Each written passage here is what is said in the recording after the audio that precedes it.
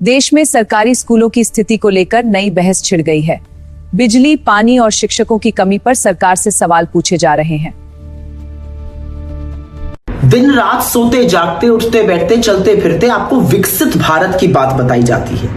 तो विकसित भारत कैसे बनेगा और उसके लिए दो सबसे ज्यादा जरूरी चीजें क्या हैं? अच्छी शिक्षा और अच्छी स्वास्थ्य व्यवस्था। लेकिन ये फर्जी डिग्री वाले शिक्षा का महत्व नहीं समझते और इसीलिए इनके राज्य में शिक्षा व्यवस्था बदहाल हो चुकी है। कुछ आंकड़े सुनिएगा।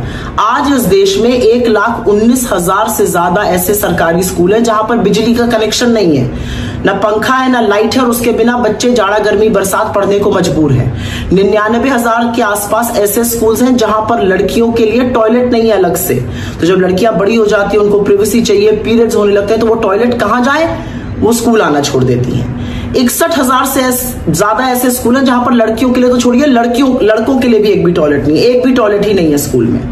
14,505 से ज्यादा ऐसे सरकारी स्कूल हैं जहां पर पीने वाले पानी की व्यवस्था नहीं है। तो बच्चे स्कूल तो पहुंच गए किसी तरह से पढ़ने, अब वो पानी कहां पिएंगे ये उनके ऊपर छोड़ दिया जाता है। अरे यही नहीं, 1,04,000 से ज्यादा ऐसे सरकारी स्कूल हैं जहां पर पूरे स्कूल में सिर्फ एक टीचर है, इर्रिस्पेक्टिव कितने क्लासेस हो। क्या आप ये जानते हैं कि 2014 के बाद से अभी तक 94,000 से ज्यादा सरकारी स्कूल बंद हो गए हैं? क्या आप ये जानते हैं कि 2005 में सरकारी स्कूल में एनरोलमेंट रेट 71% होता था, जो 2025 में घटकर करीब करीब 49% रह गया है? लेकिन मोदी जी इन सब बातों पे चर्चा क्यों करेंगे? आप मजबूर होकर इस खस्ताहाल व्यवस्था को देखकर अपने बच्चों को प्राइवेट स्कूल भेजने को मजबूर हैं, जहां पर वो मनमानी फीस लेते हैं, हर तरह के पैसे की उगाही होती है और अगर आप पैसा ना दे पाइए तो आपको किस तरह से बेइज्जत किया जाता है, ये वीडियो तो तमाम आते रहते हैं। पर मोदी जी ये शिक्षा पर चर्चा करके अपना वक्त क्यों बर्बाद करेंगे?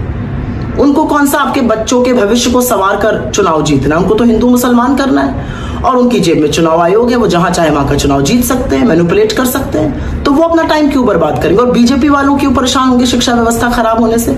उनके अपने बच्चे तो बड़े बड़े विदेशी यूनिवर्सिटीज में पढ़ रहे हैं। अब आपके बच्चों के स्कूल में टॉयलेट ना हो, पीने की पानी की व्यवस्था ना हो, बिजली ना हो या स्कूल बंद हो जाए, इससे उनको क्या? लेकिन ये चिंता तो आपको करनी है ना, अपने बच्चों के भविष्य के बारे में चिंता आपको करनी है। सवाल का जवाब आपको देना है कि क्या आप सत्ता की चाबी उन लोगों के हाथ में देने को तैयार हैं जो आपके बच्चों के भविष्य को लेकर सजग ही नहीं, उनको फर्क ही नहीं पड़ता सरकारी स्कूल रहे या बंद हो जाए। इस सवाल का जवाब तो आपको देना है। सियासत से लेकर सड़क तक ऐसी ही चटपटी और बड़ी खबरों के लिए जुड़े रहिए कोशी वॉइस के साथ। अभी सब्सक्राइब करें और अपडेट्स पाते रहें। फिलहाल मुझे दीजिए इजाजत। धन्यवाद।